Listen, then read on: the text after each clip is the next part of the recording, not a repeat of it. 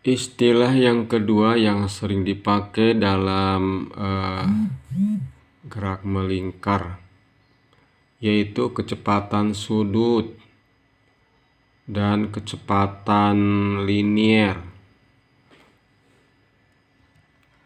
Kecepatan sudut. Kecepatan sudut adalah besaran yang menunjukkan sudut yang ditempuh setiap satu satuan waktu. Semakin besar nilai kecepatan sudut, ini lambangnya, dibacanya omega, menggambarkan bahwa putaran semakin cepat.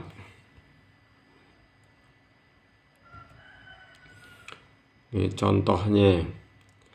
Contoh roda berputar dengan kecepatan sudut omega 4 radian per sekon. Maka artinya setiap 1 sekon roda berputar dengan menempuh sudut 4 radian. Nah, berarti tentu saja selama 2 sekon roda menempuh sudut 8 radian. Selanjutnya, putaran roda dapat digambarkan sebagai berikut nih. Dengan omega atau kecepatan sudut 4 radian per sekon, berarti selama 1 sekon sudut tempuhnya 4 radian. Nah, ini kalau ini ya, 4 rad per sekon. Berarti kalau selama 2 sekon berarti 8 radian.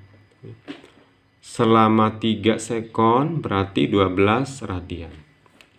Selama 4 sekon 16 radian. Dan seterusnya ya ini. Nah, dari tabel di samping ini dapat disimpulkan bahwa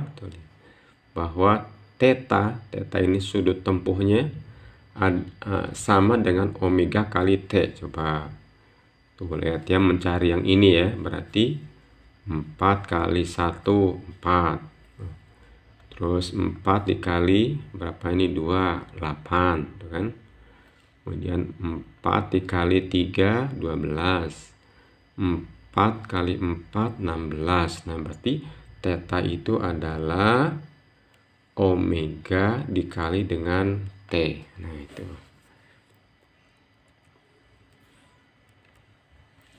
Untuk memudahkan mengingat dan mengubah formulasi rumus tadi, kita gunakan bantuan segitiga. Nah, ini kalau mencari theta, nah, berarti dia theta kan, sudut tempuh. Nah, ini ke sini dikali ini omega dikali dengan T. Tuh. Omega kali T. Kalau mencari omega ini ke sini dibagi. Omega sama dengan theta per T ya. Nah, ini dibagi. Atau theta dibagi dengan T. Theta per T. Nah, kalau mencari T, nah T kan sisanya ini nih, theta dan omega. Berarti ini dibagi. T sama dengan theta dibagi dengan omega. Ini dia. Oke, ini kita akan buat formulasi yang lain. Omega theta dibagi dengan T. Nah, ini kita tahu bahwa setiap 1 kali ya, waktu yang dibutuhkan untuk 1 kali gerak melingkar atau berputar disebutnya dengan period. Ingat ya. Jadi waktu dibutuhkan 1 kali putaran itu disebutnya adalah period. Lambangnya T besar.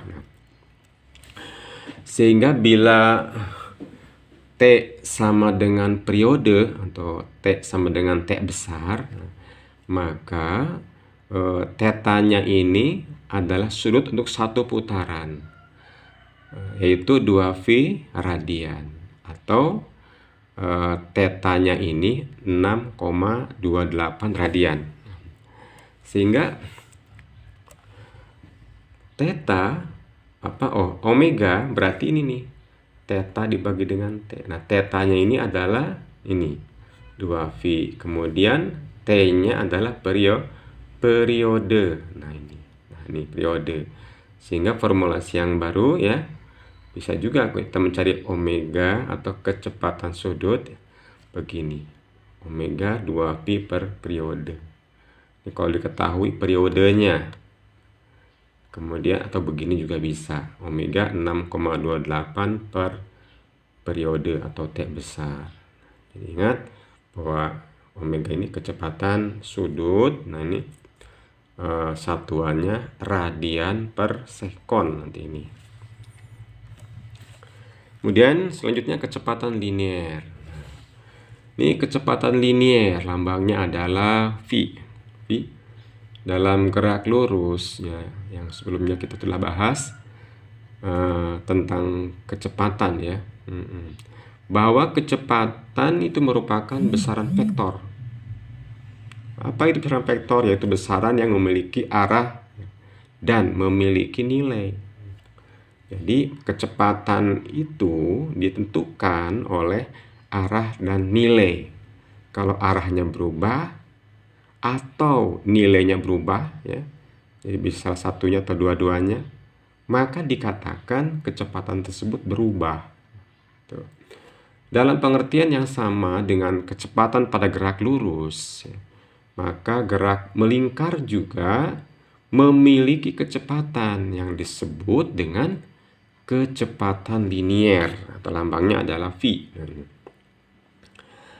Nah, bagaimana arahnya? Arah kecepatan linear atau V dari benda yang bergerak melingkar itu selalu tegak lurus nih. Selalu ingat nih, selalu tegak lurus dengan jari-jari lingkaran. Oke. Misalkan ini benda, kita putar, nah melingkar. Ini jari-jarinya R diputar. Awalnya di A ya, diputar, kemudian ke B. Ya. Kemudian diputar ada di sini ya, misalkan di sini di C, misalkan ini. Di B ini C. Nah, kita lihat bahwa arah kecepatan di A, ini di B, ini maaf bukan B ya, tapi ini C ya, C. Itu arahnya, lihat arahnya selalu tegak lurus. Tegak lurus dengan ini jari-jari.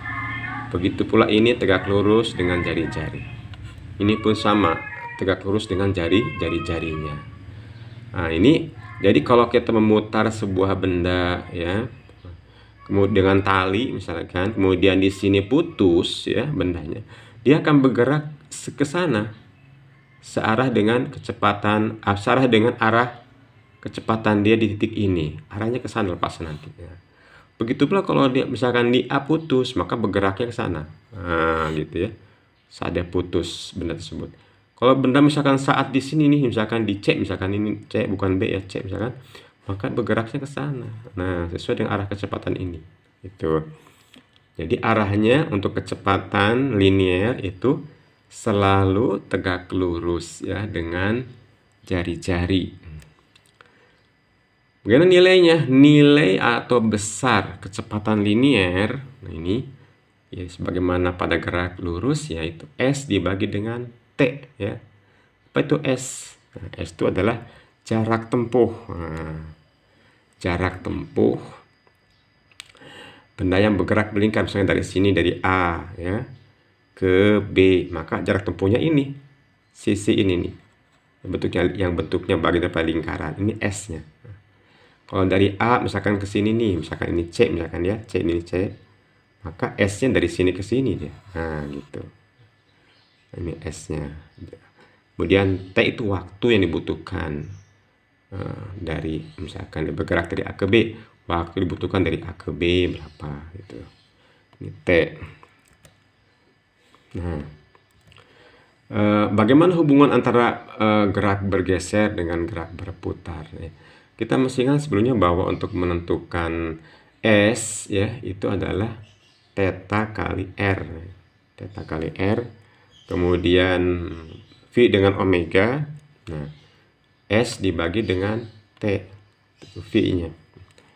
Yang kita ganti ya ini S-nya, karena S ini theta kali R, maka jadikan dia theta kali R. Nah, ini kita pisahkan jadi begini nih, sama saja atas dengan bawah sama saja ini. Nah, theta dibagi dengan T. Nah, theta dibagi dengan T itu apa sih? Tuh lihat.